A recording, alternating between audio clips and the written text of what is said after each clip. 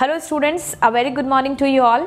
तो last class में हमने डीएनए रेप्लिकेशन को पूरा कर लिया था और हमने देखा था कि कैसे डीएनए अपनी कॉपी फॉर्म कर लेता है। ओके, अब बारी है हमारे अगले टॉपिक की, जो कि बहुत ही ज़्यादा इंपॉर्टेंट है। बोर्ड एग्जाम्स में ये सीधा आपको 5 मार्क्स में ही पूछी जाती हैं, कंप्लीट डिटेल। और इस टॉपिक के अंदर से भी कई क्वेश्चंस निकलते हैं जो आपके बोर्ड के लिए काफ़ी इंपॉर्टेंट होते हैं। तो इसलिए इस टॉपिक को आप कंप्लीटली पढ़िएगा और हर एक पार्ट को बहुत ही अच्छे से नोट कीजिएगा, क्योंकि आपके एग्जाम्स के लिए ये काफ़ी इंपॉर्टेंट होती है। ठीक है, तो चलिए हम लोग शुरू करते हैं अपने अगले टॉपिक, दैट इज ट्रांसक्रिप्शन। हम लोग आज शुरू करने जा रहे हैं ट्रांसक्रिप्शन। ओके, ट्रांसक्रिप्शन एग्जैक्टली इस टॉपिक का मतलब क्या होता है? इस टॉपिक का मतलब होता है कि हमें डीएनए से आरएनए के फॉर्म में उसके कोडोन्स को एक्सेप्ट करना है।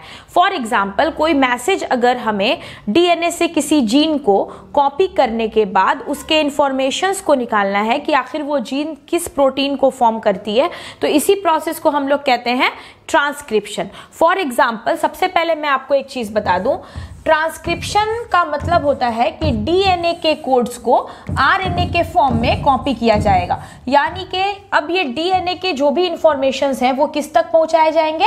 आरएनए तक। क्यों? क्योंकि आरएनए के द्वारा ही हम इस इंफॉर्मेशन से क्या बना सकते हैं? प्रोटीन बना सकते हैं। तो इसको क्लियर कैसे करें? सपोज डीएनए के पास कोई इंफॉर्मेशन है, दैट इज AUG। अब इस इंफॉर्मेशन को कौन रिसीव करेगा? आरएनए।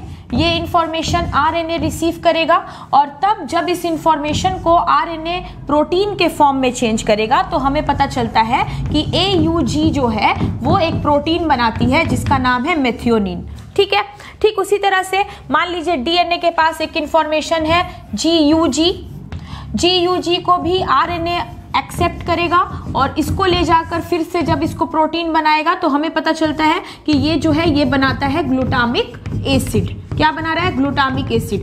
तो डीएनए के इंफॉर्मेशंस को आरएनए एक्सेप्ट कर लेता है और आरएनए इसको ले जाकर प्रोटीन बनाता है। यानी कि ये जो इंफॉर्मेशन है AUG, ये जो कोडोन है, इस कोडोन को सबसे पहले आरएनए जब एक्सेप्ट करेंगे तो इसी प्रोसेस को हम क्या कहते हैं? ट्रांसक्रिप्शन कहते हैं। This is known as transcription. इसको हम क्या कहेंगे? ट्रांसक्रिप्शन कहेंगे। ओके, लेकिन ये इंफॉर्मेशन आरएनए तक है तो इससे हमें पता नहीं चल पाएगा कि इंफॉर्मेशन में क्या चीज है, ये कोड कौन सा प्रोटीन बना रहा है, ये हमें पता नहीं चलता जब तक इस कोड को हम प्रोटीन के फॉर्म में कन्वर्ट नहीं कर देते। तो आरएनए इस इंफॉर्मेशन को लेने के बाद प्रोटीन सिंथेसिस के लिए भेज देता है।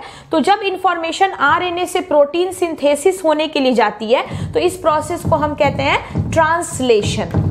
What it is called? It is called translation। तो आपने क्या देखा, जब डीएनए से इंफॉर्मेशन आरएनए तक आती है तो इसको कहते हैं ट्रांसक्रिप्शन। फिर इस इंफॉर्मेशन को कहाँ भेजा जाता है? प्रोटीन के फॉर्म में कन्वर्ट होने के लिए, प्रोटीन बनने के लिए भेजा जाता है। तो जब आरएनए इंफॉर्मेशन को प्रोटीन बनाने के लिए भेजता है तो उसको कहते हैं ट्रांसलेशन। तो पहले ट्रांसक्रिप्शन फिर ट्रांसलेशन, ये जो कंप्लीट स्टोरी है कि डीएनए से आरएनए, फिर आरएनए से क्या बनना है? प्रोटीन बनना है। This complete story is known as central dogma. इसी कंप्लीट स्टोरी को हम क्या कहते हैं? सेंट्रल डॉगमा कहते हैं। यानी कि ये कंप्लीट स्टोरी जो होने वाली है, this is known as central dogma. Central dogma is what? It is combination of two main important events, that is transcription as well as translation। ये दोनों combine होगा तो जाके central dogma होता है। तो आज जो हमारी टॉपिक है बस इतनी है कि डीएनए से इंफॉर्मेशन किसको देनी है? आरएनए को। डीएनए अपनी इंफॉर्मेशन किसको देने वाला है? आरएनए को। यानी कि अभी हमें एक स्टेप पढ़ना है। जैसे ही हम ट्रांसक्रिप्शन पूरा कर लेंगे फिर हमारी जो अगली टॉपिक होगी वो होगी कि ये इंफॉर्मेशन आरएनए से प्रोटीन बनने तक का जर्नी कैसे पूरा करती है, यानी कि ट्रांसलेशन कैसे होता है। तो अपनी आज की टॉपिक क्या है? ट्रांसक्रिप्शन। मुझे उम्मीद है कि आप इसका डेफिनेशन समझ चुके होंगे कि डीएनए के पास अगर कोई कोड है तो इस कोड को कौन एक्सेप्ट करने वाला है? आरएनए।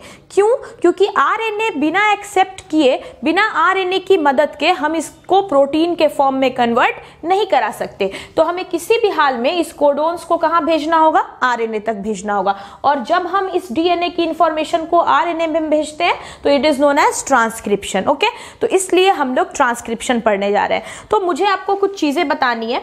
सपोज आपको पता है, मैंने इतना बात बताया कि डीएनए से इंफॉर्मेशन आरएनए तक जाएगी तो it is known as transcription. मतलब हमारी आज की टॉपिक जो है वो ट्रांसक्रिप्शन है। तो यहाँ पे आप क्या देख रहे हैं कि यहाँ पे इस इंफॉर्मेशन को कहाँ जाना है? आरएनए तक जाना है। इसका मतलब है कि इसमें जो एक सबसे इंपॉर्टेंट रोल प्ले होने वाला है वो आरएनए का रोल प्ले होने वाला है ना, कि इसमें आरएनए ही मदद करेगा।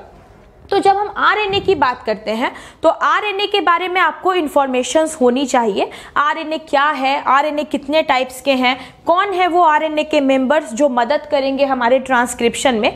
तो मैं आपको सबसे पहले बता दूं कि आरएनए का डुअल नेचर होता है। आरएनए का कितना नेचर होता है? आरएनए का डुअल नेचर होता है। सबसे इंपॉर्टेंट चीज, हमारे आरएनए दो फॉर्म्स में मिलते हैं। वन इज जेनेटिक आरएनए और दूसरा जो इनका फॉर्म है that is non genetic RNA. Non genetic RNA, ठीक है। तो जब हम जेनेटिक आरएनए की बात करते हैं, यानी कि जब आरएनए किसी ऑर्गेनिजम्स के लिए जीन बना हुआ है, it is working as a genetic material, then what it is. Okay, तो जब हम जेनेटिक आरएनए की बात करते हैं तो जेनेटिक आरएनए की दो कंडीशन हो सकती है। या तो ये सिंगल स्ट्रैंडेड आरएनए हो सकता है, या तो ये डीएस आरएनए यानी कि डबल स्ट्रैंडेड आरएनए हो सकता है। तो single stranded RNA is something like this and double stranded RNA is something like this. तो अगर ये सिंगल स्ट्रैंडेड आरएनए है तो आपको एक एग्जांपल याद रखनी है, एचआईवी जो होते हैं, हमारे एड्स वायरस जो होते हैं, उनके अंदर जो आरएनए होती है वो कैसी होती है? सिंगल स्ट्रैंडेड होती है। उसी तरह से डीएस आरएनए की जब बात करेंगे, डबल स्ट्रैंडेड आरएनए की, तो इसके लिए हमें जो एग्जांपल याद रखना है that is Rio virus. Rio virus जो होते हैं उनमें डबल स्ट्रैंडेड आरएनए होता है। तो ये तो बात हो गया आरएनए जेनेटिक है तो फिर क्या है, यानी कि आरएनए जब एक जेनेटिक मटेरियल की तरह काम कर रहा है तो कितने तरह का है? तो दो तरह का है। लेकिन यहाँ हमें जब इस डिपार्टमेंट में हम आते हैं, नॉन जेनेटिक आरएनए की बात करते हैं, तो नॉन जेनेटिक आरएनए हमारे 3 टाइप्स के मिलते हैं हमें। पहला होता है एमआरएनए, दूसरा होता है टीआरएनए और तीसरा होता है आरआरएनए। यानी कि हमें 3 तरह के आरएनए मिल जाते हैं तो जाकर ये नॉन जेनेटिक आरएनए कहलाता है। इस 3 तरह के आरएनए में एमआरएनए की जो फुल फॉर्म होती है it is messenger RNA, it is messenger RNA. T is for transfer RNA and R is for ribosomal RNA, ribosomal RNA. तो यहाँ पे आपने फुल फॉर्म देखा, नॉन जेनेटिक आरएनए 3 तरह के होते हैं, एमआरएनए, आरआरएनए और टीआरएनए, है ना। तो ये जो मैसेंजर आरएनए है ये हमारे ट्रांसक्रिप्शन के लिए सबसे इंपॉर्टेंट है। ट्रांसक्रिप्शन में जो मदद करने वाला है वो एमआरएनए है, क्योंकि इसका नाम ही है मैसेंजर। और मैसेंजर का क्या काम होता है? किसी भी तरह के इंफॉर्मेशन को, किसी भी तरह के मैसेज को रिसीव करना। तो ट्रांसक्रिप्शन में आपको क्या करना है? जो इंफॉर्मेशन डीएनए में है वही इंफॉर्मेशन आरएनए तक भेजनी है। तो ये इंफॉर्मेशन भेजने का काम हो रहा है, मैसेज भेजने का काम हो रहा है, इसलिए हम यहाँ पे किस आरएनए को यूज करेंगे? That is mRNA. Okay, transfer RNA एक जगह से दूसरी जगह जब वो इंफॉर्मेशन आरएनए के पास आ जाती है तो उसको किसी और जगह पे भेजना है तो हम ट्रांसफर आरएनए की मदद लेते हैं। And last one is rRNA, that is ribosomal RNA. ये किस में मदद करता है? ये प्रोटीन सिंथेसिस में मदद करता है। मैंने आपको बताया कि इंफॉर्मेशन को फाइनली क्या बनना है? प्रोटीन। हम सभी आरएनए के बारे में सारे पॉइंट्स पढ़ेंगे, हम टीआरएनए का डायग्राम भी पढ़ेंगे, हम राइबोसोमल आरएनए भी बनाएंगे। Everything we will do step by step, we will go. तो यहाँ पे हमारा ये पहला टॉपिक है ट्रांसक्रिप्शन का, जिसमें आपको एक इंफॉर्मेशन, जैसे यहाँ पे आपकी डेफिनेशन भी रेडी कर दी गई है कि डीएनए से इंफॉर्मेशन कहाँ भेजनी है? आरएनए में, तो इसी को हम ट्रांसक्रिप्शन कहते हैं। अब हमारे कुछ बच्चे इसकी डेफिनेशन आराम से कर सकते हैं, ठीक है। आप क्या डेफिनेशन कर सकते हो? A process in which genetic informations from DNA from DNA is transferred to RNA, यानी कि जो DNA की इंफॉर्मेशन थी अब वो किसको भेज दी गई है, RNA को भेज दी गई है। इसी प्रोसेस को हम क्या कहते हैं, ट्रांसक्रिप्शन कहते हैं। ट्रांसक्रिप्शन में RNA के पार्टनर्स मदद करते हैं। RNA की टाइप्स मैंने बता दी। हमें यहाँ पर ट्रांसक्रिप्शन में इसका कोई रोल नहीं देखना क्योंकि ये जेनेटिक है, लेकिन जो इसके पार्टनर हमें मदद करने वाले हैं इस प्रोसेस में वो नॉन जेनेटिक हैं। और ट्रांसक्रिप्शन के प्रोसेस में जो मदद करने वाला है वो है mRNA, दैट इज mRNA, है ना। तो ये mRNA RNA के द्वारा बनाया गया है, यानी कि RNA ने ही mRNA को बनाया है। तो हमारे RNA के पास ये सब चीज़ों को बनाने के लिए एंजाइम होती है जो मदद करती है इनके सारे सब यूनिट्स को बनाने में। तो RNA के जितने भी नॉन जेनेटिक इंफॉर्मेशन है, नॉन जेनेटिक RNAs हैं, इन सबको बनाया जाता है एक एंजाइम की हेल्प से। तो नॉन जेनेटिक RNA जो है इसको बनाने में जो एंजाइम मदद करती है, इस एंजाइम का नाम होता है RNA पॉलीमरेज। RNA पॉलीमरेज की मदद से हम लोग क्या करते हैं, ये तीनों सब यूनिट्स को तैयार करते हैं, mRNA, tRNA एंड rRNA। तो RNA पॉलीमरेज इस तरह से हेल्पफुल है।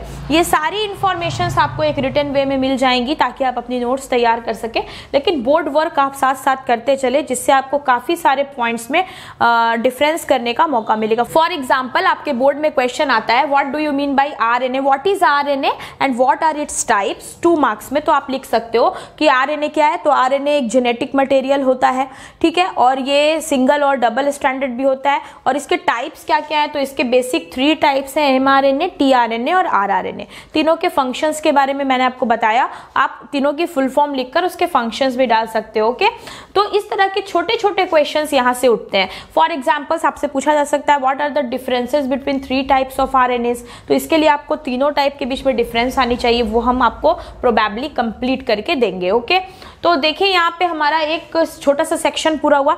अब हमें आगे बढ़ना है कि आखिर ये काम शुरू कैसे होता है, आखिर ये RNA ट्रांसक्रिप्शन कैसे करता है। उसके पहले हम आपको कुछ बेसिक पॉइंट्स बताने वाले हैं जो ट्रांसक्रिप्शन से पहले हो जानी चाहिए। ट्रांसक्रिप्शन करने से पहले कुछ बेसिक पॉइंट्स को आपको ध्यान में रखना है जिसमें ये सारी बातें इंक्लूडेड होंगी। ओके, तो let's have a look on the basic point first, then we will proceed with the process of transcription.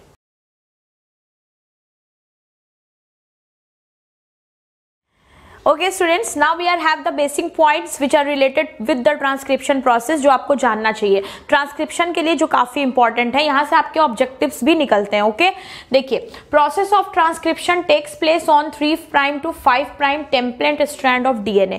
यहाँ पे मैं आपको समझा दूं, सबसे पहले ये पॉइंट क्या कहना चाहता है, हमारे DNA का 2 स्ट्रैंड होता है, एक होता है 5' to 3' और एक होता है 3' to 5', है ना। तो ट्रांसक्रिप्शन हमेशा किस स्ट्रैंड से कंटिन्यू होगा, ट्रांसक्रिप्शन की प्रोसेस के लिए हम किस स्ट्रैंड को यूज करने वाले हैं, 3' to 5' को, ठीक है, क्योंकि हमारा जो RNA पॉलीमरेज है उसकी डायरेक्शन होने वाली है 5' to 3'। तो अब जब RNA प्राइमर और RNA पॉलीमरेज 5' to 3' डायरेक्शन में जाकर अटैच होगा तो इसीलिए हमें 3' to 5' यूज करना होगा ताकि वो दोनों आपस में एंटी पैरेलल हो सके। और ये होते हैं हमारे नॉन कोडिंग स्ट्रैंड जिनको बाद में कोड करने की जरूरत पड़ती है। तो 3' to 5' बनेगा हमारा टेम्पलेट और हमारा RNA पॉलीमरेज जो है वो इस स्ट्रैंड से जुड़कर ही ट्रांसक्रिप्शन करेगा। We will not use 5' to 3' strand, हम उसको यूज नहीं करेंगे, पहली चीज। दूसरी चीज है RNA पॉलीमरेज 2। मैंने आपको बोला कि हमारे RNA के 3 टाइप्स हैं, mRNA, rRNA और tRNA, लेकिन हमें ट्रांसक्रिप्शन में मदद किसकी लेनी है, mRNA की। तो mRNA को बनाना होगा। mRNA जब तक सिंथेसाइज नहीं होगा तब तक वो आगे की प्रोसेस के लिए तो एक्टिव नहीं रहेगा। तो mRNA की फॉर्मेशन की जाती है RNA पॉलीमरेज 2 के जरिए। आपसे एग्जाम में ऑब्जेक्टिव क्वेश्चन पूछे जा सकते हैं, which of the following RNA forms mRNA, यानी कि किस RNA से mRNA तैयार होता है। तो RNA पॉलीमरेज की मदद, पॉलीमरेज 2 की मदद से हम mRNA को तैयार करते हैं, ठीक है। तीसरी चीज आती है सिस्ट्रोन। सिस्ट्रोन हम किसको कहते हैं, जब आप अपनी NCERT रीड करोगे तो आपको वहां पे सिस्ट्रोन टर्म मिलेगा, मोनोसिस्ट्रोनिक और पॉलीसिस्ट्रोनिक भी मिलेगा। तो इसलिए मैं आपको पहले क्लियर कर दूं कि हम सिस्ट्रोन किसको कहते हैं। फॉर एग्जाम्पल अब ये हमारा डीएनए है, मान लीजिए इसमें आपने इतने सेक्शंस यूज किए हैं ताकि आप इससे ट्रांसक्रिप्शन कर सको। पूरी डीएनए आपने सेलेक्ट नहीं की है, आपने एक छोटा सा पार्ट सेलेक्ट किया है जिसके कोड को आप आरएनए के फॉर्म में लेना चाहते हो, एक्सेप्ट करना चाहते हो। कंप्लीट स्ट्रैंड्स को आप नहीं यूज करके आप एक छोटा सा टुकड़ा यूज करना चाहते हो जिस पर आप ट्रांसक्रिप्शन करने वाले हो। तो वो पार्टिकुलर वो जो छोटा सा पार्ट है हमारा, वो जो सिलेक्टेड सीक्वेंस है जिसको हम ट्रांसक्रिप्शन के लिए यूज करने वाले हैं, उस सिलेक्टेड सीक्वेंस को हम क्या कहते हैं? सिस्ट्रोन कहते हैं। देखिए यहाँ पे the sequence of DNA which is selected for transcription is called cistron. यानी कि हम सिस्ट्रोन किसको कहेंगे? वो छोटा सा पार्टिकुलर टुकड़ा जिसका यूज हम करने वाले हैं ट्रांसक्रिप्शन में, उसी प्रोसेस को तो उसी टुकड़े को हम क्या कहते हैं? उसी टुकड़े को हम कहते हैं हमारा सिस्ट्रोन। ठीक है, ये एक छोटा सा पार्ट है, तो सिस्ट्रोन हम इस पार्ट को कहते हैं। अब सवाल आता है कि सिस्ट्रोन कितने टाइप्स का होता है, तो मैं आपको बता दूं कि सिस्ट्रोन जो होते हैं आपके सिलेबस में उसे 2 टाइप के सिस्ट्रोन पढ़ने होते हैं आपको। ठीक है, एक होता है हमारा मोनोसिस्ट्रोन और एक है हमारा पॉलीसिस्ट्रोन। जैसे मैं यहाँ पे आपको बता दूं कि सिस्ट्रोन जो होगा वो 2 टाइप का होता है। 2 टाइप के सिस्ट्रोन्स में कौन कौन होगा? एक होगा मोनोसिस्ट्रोन और एक होता है हमारा पॉलीसिस्ट्रोन। तो इन दोनों में क्या डिफरेंस है? मोनोसिस्ट्रोन का जो यूज है वो यूकैरियोटिक में है। देखिए, इंसान या एनिमल्स, हमारे डीएनए काफी कॉम्प्लिकेटेड है और हमारे अंदर ट्रांसक्रिप्शन और ट्रांसलेशन होने में काफी ज्यादा समय लगता है क्योंकि कॉम्प्लिकेशंस भी ज्यादा हैं। तो हमारे साथ यूकैरियोटिक ऑर्गेनिजम्स में ट्रांसक्रिप्शन में एक बार में हम एक ही कोड को एक्सेप्ट कर सकते हैं। यानी कि एक बार में हम एक जो टुकड़ा निकालेंगे सिस्ट्रोन का, उसमें हम एक ही कोड को ट्रांसक्रिप्ट कर सकते हैं और उसको ही हम आरएनए तक पहुंचा सकते हैं। फॉर एग्जाम्पल, तो जैसे मैं आपको एक एग्जाम्पल प्रूव कर दूं, ये हमारा एक डीएनए है। This is 5 prime and this is 3rd prime and this is 3rd prime and this is 5 prime. अब यहाँ पे काफी सारे कोड्स लिखे हुए हैं, ATG, TGC, TCG। सपोज इतने सारे यहाँ पे आपको बेसिस दिख रहे हैं और कोडोन्स लिखे हुए हैं।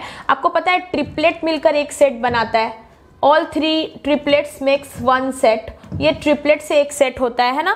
तो यहाँ पे ये जो ट्रिपलेट है ना, तो मोनोसिस्ट्रोन का मतलब होता है कि एक बार में आप सिर्फ एक ही का यूज कर सकते हैं ट्रांसक्रिप्शन में। यानी कि जब हम ट्रांसक्रिप्शन करेंगे तो मोनोसिस्ट्रोन ये कहता है कि एक बार में आप किसी एक ही कोड का यूज ट्रांसक्रिप्शन के लिए कर सकते हैं। और ये किसके लिए वैलिड है? ये यूकैरियोटिक ऑर्गेनिजम्स के लिए वैलिड है। यानी कि 1 time in transcription we can take only 1 codon. हम एक बार में कोई एक ही कोडोन लेकर ट्रांसक्रिप्शन कर सकते हैं क्योंकि इसको फॉर्म करने में, इसको प्रोटीन के फॉर्म तक ले जाने में, ट्रांसलेशन करने में काफी ज्यादा टाइम लगता है और ये काफी टाइम टेकिंग होता है। तो इसको हम क्या कहते हैं? मोनोसिस्ट्रोन कहते हैं। लेकिन पॉलीसिस्ट्रोन का मतलब मैं आपको समझा दूं, ये प्रोकैरियोटिक ऑर्गेनिजम्स में होता है।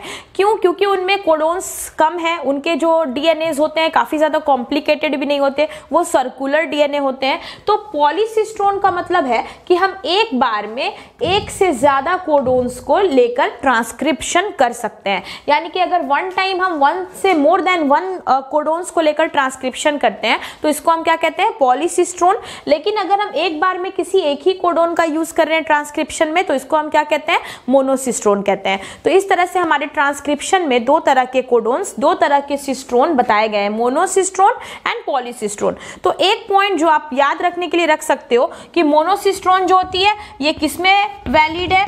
ये यूकैरियोट में वैलिड है, ये यूकैरियोट में वैलिड है। लेकिन हमारी जो पॉलीसिस्ट्रोन होती है ये किस में वैलिड है? ये वैलिड है प्रोकैरियोट में। इसमें हम कितने कोडोन्स ले सकते हैं? मोर देन वन कोडोन्स लेकर हम ट्रांसक्रिप्शन कर सकते हैं। लेकिन इसमें हम क्या कर सकते हैं? Only 1 codon at a time. यानी कि एक बार में हम सिर्फ एक ही कोडोन को लेकर क्या कर सकते हैं? ट्रांसक्रिप्शन कर सकते हैं। तो जब हम एक बार में एक ही कोडोन को लेकर ट्रांसक्रिप्शन करते हैं तो it is known as monocistronic, whereas जब एक से ज्यादा लेते हैं तो पॉलीसिस्ट्रोनिक। ये हो गया। अब इतनी सारी बातों के बाद अब हम आ रहे हैं हमारे अगले टॉपिक पर जो इसी ट्रांसक्रिप्शन से रिलेटेड है, दैट इज ट्रांसक्रिप्शनल यूनिट। क्योंकि हमें एक यूनिट चाहिए होगा जिस पर हम ट्रांसक्रिप्शन करें। अब यूनिट का मतलब मैं आपको बता दूं, इतना लंबा सा हमारा डीएनए है, मान लीजिए मुझे बस इतना ही पोर्शन चाहिए। देखिए आप जरा यहाँ पे, मुझे बस एक ही कोड लेना है तो मुझे इसमें से इतना कट करके निकालना होगा। मुझे बस इतना ही सा पोर्शन चाहिए जिस पर मैं ट्रांसक्रिप्शन करने वाली हूँ। तो जब एक लॉन्ग चेन ऑफ डीएनए में से हम एक छोटा सा पार्ट निकाल लेते हैं ताकि हम उस पर ट्रांसक्रिप्शन कर सकें, तो उस कंप्लीट पार्ट को हम क्या कहते हैं, उस कंप्लीट पार्ट को हम क्या कहते हैं, that is known as transcriptional unit. हम उसे यूनिट कहते हैं। तो यहां से मैंने 5 प्राइम टू 3 प्राइम इतना सारा पोर्शन कट करना है और 3 प्राइम टू 5 प्राइम मेरा यहाँ पे, मतलब मुझे ये कंप्लीट पोर्शन को कट करके निकालना होगा। तो that cut part is known as transcriptional unit और वहीं से शुरू हो जाएगा हमारा ट्रांसक्रिप्शन का प्रोसेस। तो सबसे पहले इसी वीडियो में मैं आपको ट्रांसक्रिप्शनल यूनिट समझा देती हूँ ताकि आगे जाकर हम लोग जब प्रोसेस पढ़े तो आपको सारी चीजें आसानी से समझ में आए। मैं आपको पहले बता दूं बच्चों कि ट्रांसक्रिप्शनल यूनिट सीबीएसई का एक बहुत इंपॉर्टेंट क्वेश्चन है। वो डायरेक्ट टास्क करते हैं, what do you mean by transcriptional unit, discuss. तो ट्रांसक्रिप्शनल यूनिट में एक डायग्राम करनी होगी आपको।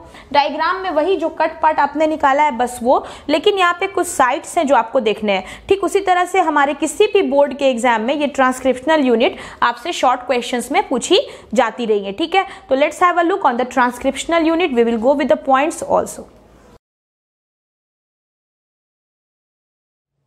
Okay students, now let's start with our next topic, that is transcriptional unit. Transcriptional unit. This is our transcriptional unit. तो transcriptional unit में मैंने आपको क्या समझाया, मैंने आपको बोला कि एक बड़े से डीएनए में से एक छोटा सा पार्ट कट करके निकालना जिसको आप यूज करने वाले हो ट्रांसक्रिप्शन के लिए, इसी पार्ट को हम क्या बोलते हैं, ट्रांसक्रिप्शनल यूनिट बोलते हैं। फिर से आपके लिए एक ट्रांसक्रिप्शनल यूनिट निकालने का तरीका मैं बता दूं। Suppose this is our 5 prime to 3 prime and it is the anti parallel strand 3 prime to 5 prime. अब इतने बड़े से डीएनए में से मुझे बस इतना सारा पार्ट चाहिए, आई नीड बस दिस मच पार्ट, मुझे बस इतना सारा पार्ट रिक्वायर्ड है जिसको निकाल कर मैं ट्रांसक्रिप्शन करने वाली हूँ। तो ये जो पार्ट मैंने इसमें से निकाल लिया, suppose I have deleted this much part, इतने पार्ट की जरूरत मुझे नहीं है, मुझे बस ये बीच का ही पार्ट चाहिए था और मैंने इसको निकाल लिया है जिस पर मुझे क्या करना है, ट्रांसक्रिप्शन करना है। I am going to perform transcription over this.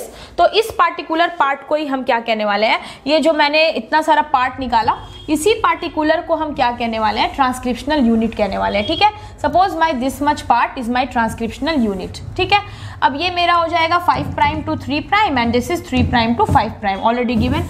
Late me clarify this. Okay, तो ये मेरा जो कट सेक्शन है this is known as transcriptional unit. मैं आपको बता दूं कि ट्रांसक्रिप्शनल यूनिट में हमें 3 साइट्स के बारे में जानना होगा। ठीक है, ट्रांसक्रिप्शनल यूनिट जो होती है ये कंसिस्ट करती है 3 साइट्स। इनमें 3 जगह है जो आपको याद रखनी होगी, बिल्कुल याद रखनी होगी। इसमें हमारा जो पहला साइट है इसका नाम है promoter site, this is known as promoter site.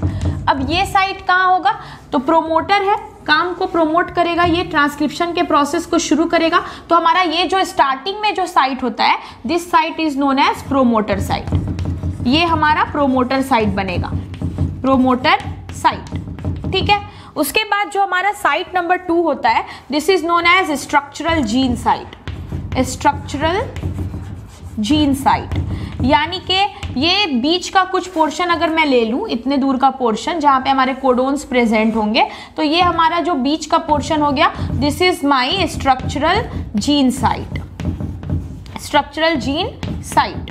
और लास्ट में जो साइट होती है number 3, it is terminator site. ये हमारी कौन सी साइट होती है, टर्मिनेटर साइट होती है। ओके, तो ये हमारा टर्मिनेटर साइट है। ये लास्ट का मैं पार्ट ले लूं, this much part, suppose my I have taken a very small fragment. तो ये जो मेरा साइट हो गया ना, ये हो गया मेरा टर्मिनेटर साइट। इसको हम क्या कहते हैं, टर्मिनेटर साइट। ओके, तो सबसे पहले आपको ट्रांसक्रिप्शनल यूनिट के बारे में ये बात पता चल गई कि ये एक छोटा सा टुकड़ा है जो हम निकालते हैं जिस पर हम ट्रांसक्रिप्शन कर सके। और इस टुकड़े में टोटल कितने साइट्स हैं, 3 साइट्स हैं। सपोज इट इज साइट, यहाँ पे 3 साइट्स हैं, प्रोमोटर साइट, स्ट्रक्चरल जीन और टर्मिनेटर साइट। प्रोमोटर साइट जो होता है वो बिगिनिंग में होता है और हमारा टर्मिनेटर साइट लास्ट में होता है और बीच में जो साइट होती है वो स्ट्रक्चरल जीन की होती है, ठीक है। अब यहाँ पे कुछ इंपॉर्टेंट चीजें जो मैं आपको बता दूं, इतने पार्ट पे ही मुझे ट्रांसक्रिप्शन करना है। ट्रांसक्रिप्शन करने के लिए मेरी सबसे पहली रिक्वायरमेंट क्या है, mRNA। mRNA को यहाँ आकर अटैच होना होगा क्योंकि mRNA ही है मैसेंजर जो इस DNA के मैसेज को इंफॉर्मेशन में कन्वर्ट करके लेकर जाएगा। यानी कि यहाँ पे जो मैसेज है डीएनए की, जो भी कोडोन्स है हमारे, उसको एक्सेप्ट करने कौन आने वाला है, mRNA आने वाला है।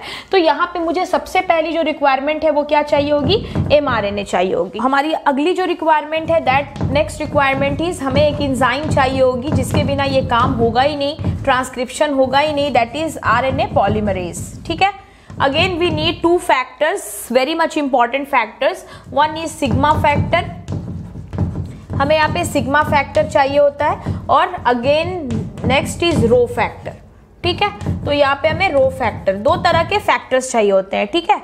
तो मैं आपको बता दूं कि ये मेरा ट्रांसक्रिप्शनल यूनिट है, डीएनए का ये स्ट्रैंड है दोनों। यहाँ पे ट्रांसक्रिप्शन होगा तो हमारा ट्रांसक्रिप्शन किस साइट को सिलेक्ट करता है, 3 प्राइम टू 5 प्राइम। तो ये जो आप प्रोमोटर साइट देख रहे हैं, इस प्रोमोटर साइट पर आकर आरएनए पॉलीमरेज अटैच होती है। यहाँ पे क्या होगी, आरएनए पॉलीमरेज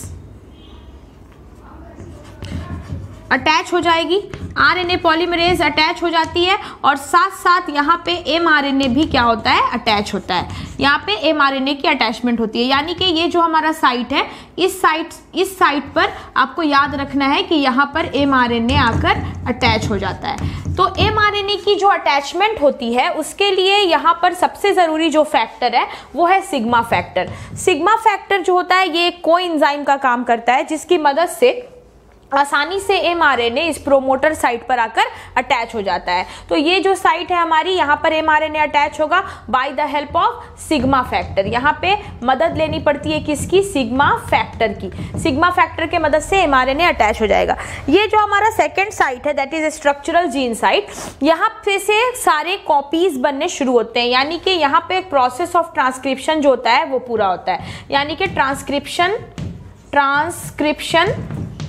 साइट है ये जो जगह है ये कंप्लीट ट्रांसक्रिप्शन साइट है।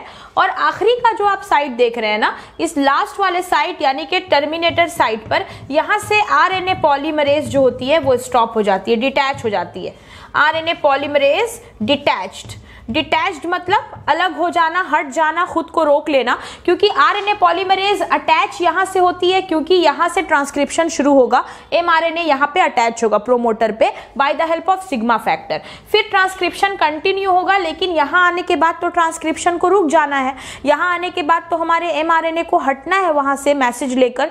तो यहाँ आकर आरएनए पॉलीमरेज डिटैच हो जाती है और यहाँ आकर mRNA भी क्या होता है, बाहर आ जाता है, यानी कि mRNA भी यहाँ पे अपना काम कंप्लीट कर लेता है। तो जैसे अटैचमेंट में मदद करता है सिग्मा फैक्टर, वैसे ही डिटैचमेंट में यहाँ पर एक फैक्टर है जो मदद करता है, and that is known as rho factor. ठीक है, ये कौन सा फैक्टर हो गया, रो फैक्टर हो गया, जो इसको डिटैच होने में मदद करता है, यानी कि अलग होने में मदद करता है।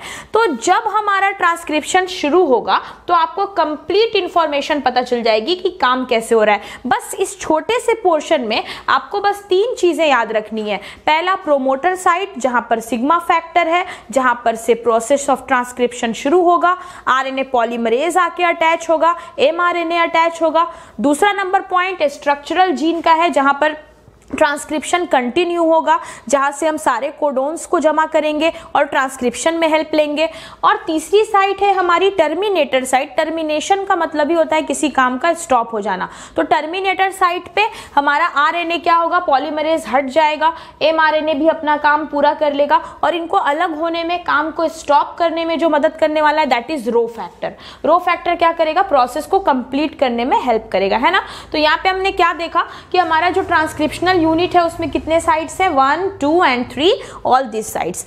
तो ये थी हमारी आज की video, first video. I hope you will surely understand this complete process. आप अपने एनसीईआरटी को जब पढ़ोगे, ट्रांसक्रिप्शन आप शुरू करोगे तो कंप्लीट ट्रांसक्रिप्शनल यूनिट तक आपको डिटेल समझ में आ जाना है, और ये इससे काफ़ी सारे क्वेश्चंस भी होते हैं। लेकिन प्रोसेस ऑफ ट्रांसक्रिप्शन हम लेंगे अपने अगले वीडियोज़ में, क्योंकि वो एक लॉन्ग प्रोसेस है और उसमें कंप्लीट हो जाना है आपका ट्रांसक्रिप्शन टॉपिक। ओके, तो let's continue with our videos soon. I know आप सबका एग्जाम्स है, तो आपको आपके एग्जाम्स के लिए जितने भी इंपॉर्टेंट वीडियोस हैं वो सब मिल रहे हैं। हमारे काफ़ी सारे चैप्टर्स के वीडियोस कंप्लीट है। मॉलिक्यूलर बेसिस के बाद हम लोग हमारा नेक्स्ट चैप्टर शुरू कर देंगे, that will be more important for your board. तो आपकी जेनेटिक्स कंप्लीट है, मॉलिक्यूलर बेसिस भी कंप्लीट हो जानी है, human health and disease complete है, ह्यूमन रिप्रोडक्शन कंप्लीट है। जितने भी बोर्ड के मैक्सिमम चैप्टर्स हैं वो सब आपको प्लेलिस्ट में कंप्लीट कर दिए गए हैं।